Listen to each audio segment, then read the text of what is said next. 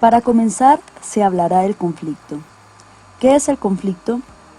El conflicto es la lucha, enfrentamiento, oposición entre personas o cosas. También se le conoce como una oposición entre sentimientos, ideas, actitudes o intereses de dos o más partes involucradas. Según Morton Deutsch, un conflicto existe siempre que tienen lugar actividades incompatibles. Sin embargo, el conflicto que nos interesa hablar en este momento es el conflicto de tipo laboral, que puede entenderse como la imposibilidad de que dos posturas consigan sus objetivos de forma simultánea, porque son opuestas o porque persiguen lo mismo a la vez. Las relaciones laborales abordan las interacciones entre empleadores y empleados y sus respectivas organizaciones, influidas por las intervenciones gubernamentales en el trabajo o que surjan fuera de la situación laboral. Esto indica que las interacciones trabajador-empleador pueden ser de varios tipos, individuales o colectivas, dentro de empresas o lugares de trabajo individuales, dentro de grupos de empresas o industrias, a nivel regional o estatal o a nivel nacional. El interés contrapuesto se relaciona con la participación en las ganancias de la producción. Los empleados desean mejorar sus sueldos y los beneficios extrasalariales. Los empleadores desean incrementar las ganancias y los rendimientos para los propietarios y accionistas de sus empresas. Un ejemplo típico de interés contrapuesto es la búsqueda de facultades discrecionales respecto de las prácticas de contratación y despido por parte de los empleadores y la búsqueda de protección contra prácticas laborales injustas por parte de los trabajadores. Las partes sin interacción. Para comprender mejor la naturaleza de las relaciones laborales y el grado en el que predominan la cooperación o el conflicto, es necesario examinar, por un lado, la naturaleza y las características de las partes que interactúan y los entornos en los que interactúan por el otro. Las partes sin interacción puede ser un empleado, un empleador, un grupo o sindicato de empleados, una organización de empleadores, una central sindical, una federación de empleadores o agencias gubernamentales. Las partes sin interacción se pueden distinguir gracias a los siguientes aspectos: el poder que poseen, sus valores, el entorno en el que operan. El poder. El poder significa simplemente la capacidad de influenciar a otros como resultado de la posición que dicha persona o institución tiene. Por otro lado, cuando los valores de los empleados y los empleadores son fundamentalmente opuestos, los conflictos de ideologías pueden sustentar interacciones con resultados que dependerán en mayor medida del poder de las partes para promover su ideología. Cuando los valores de los empleados y los empleadores son similares, como por ejemplo, cuando ambos creen en la operación de las fuerzas del mercado, pero atenuadas por intervenciones equilibradas para garantizar normas mínimas aceptables, aún habrá conflicto, pero estará más liado a las normas que impulsado por las ideologías. El entorno. Las interacciones entre empleados y empleadores ocurren en un entorno compuesto por diversos factores que juegan un papel clave en la determinación del resultado de dichas interacciones. Hay varios tipos de entorno: el entorno político, el entorno legal, el entorno económico, el entorno tecnológico y el entorno social-cultural. Un cambio en el entorno económico, que vaya del crecimiento y casi pleno del empleo a la recesión y crecientes niveles de desempleo, probablemente conllevará a la disminución del poder de negociación de los empleados y a una menor demanda de incrementos de sueldo y de mejora de las condiciones.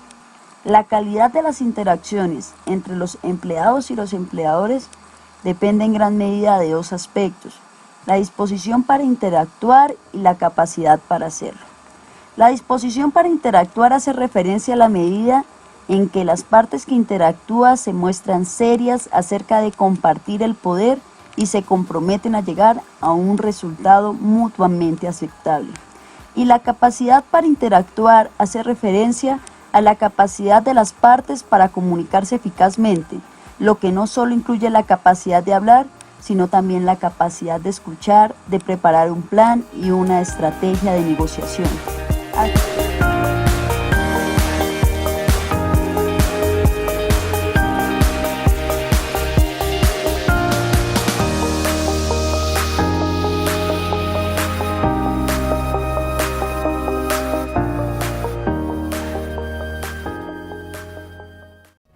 Normalmente Recursos Humanos es el responsable de poner alguna acta administrativa o señalar algún mal comportamiento.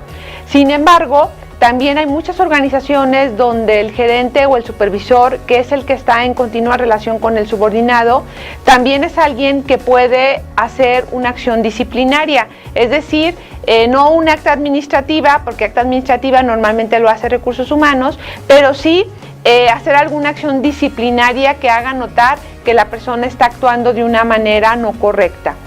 Esta información es súper importante, que no nada más se quede en tu área de recursos humanos, sino que también puedas compartir este video con los líderes o gerentes de tu organización para que ellos tengan información y que ya con los procedimientos que tenga tu empresa, todos tengan la información homologada y puedan hacer un mejor trabajo.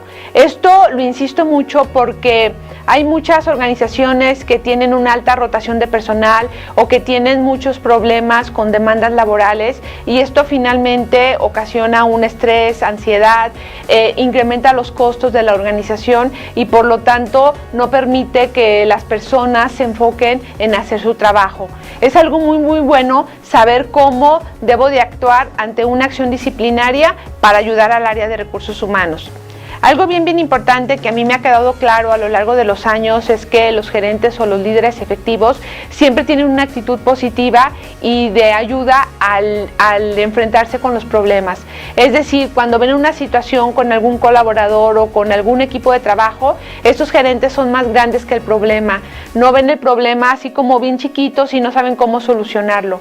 Si tú hoy no tienes muchas herramientas de cómo ver el problema de una manera diferente, acércate al área de recursos humanos para que te ayuden y tengas la información clave en cómo debes de lidiar con los problemas. Los problemas no es una condición natural de una organización. Si tu organización continuamente tiene problemas o dificultades, tienes que observarlo porque se tiene que atender, porque si frecuentemente tenemos situaciones con los colaboradores, algo está pasando, probablemente no tienen las metas claras, no se les han desplegado las políticas, los procedimientos, o también puede ser una falta de claridad entre los líderes, el colaborador, o no hay retroalimentación. Yo de esto que te digo son cosas claves que todo gerente que tiene gente a su cargo debemos de estar aprendiendo y continuamente estar mejorando. Es bien importante que como gerentes o líderes estemos observando a nuestro equipo de trabajo y cuando vemos que un colaborador tiene problemas de trabajo y algo está sucediendo, el gerente o el líder debe de llamarlo y debe de parar esa situación preguntándole qué es lo que está pasando o por qué se está comportando de esa manera. Algo que a mí me gusta mucho para ayudar a generar una empatía cuando llamamos a un colaborador que esté en esta situación es siempre preguntarle primero, oye, ¿tienes algún desacuerdo? Como esto no es una pregunta normal, la persona te va a dar información muy valiosa y que probablemente pueda darte el fondo de por qué está teniendo ese comportamiento. Si te dice que no tiene ningún desacuerdo en su trabajo o con sus compañeros, probablemente sea algo que le esté afectando de su familia o de su entorno. Aquí no te puedes volver el psicólogo y el coach de todo mundo, pero si hay algo en lo que le puedas ayudar sin que comprometas a la organización, ayúdale. Y si es algo que tú no puedes solucionar, díselo, no generes una expectativa y ya háblalo con recursos humanos que probablemente tendrán más herramientas para ayudar a esta persona.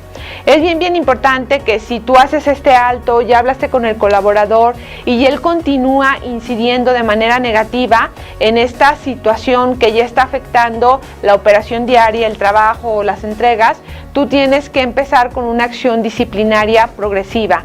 Es decir, ya levantar alguna acta administrativa o algo que ayude a que el colaborador vea que ese comportamiento tiene una consecuencia. Muchas veces los supervisores, sobre todo, o gente que está muy operativa, tiene miedo a entablar este tipo de acciones, pero finalmente el miedo es falta de información y probablemente no saben cómo hacerlo o no le entienden o no quieren verse como malos.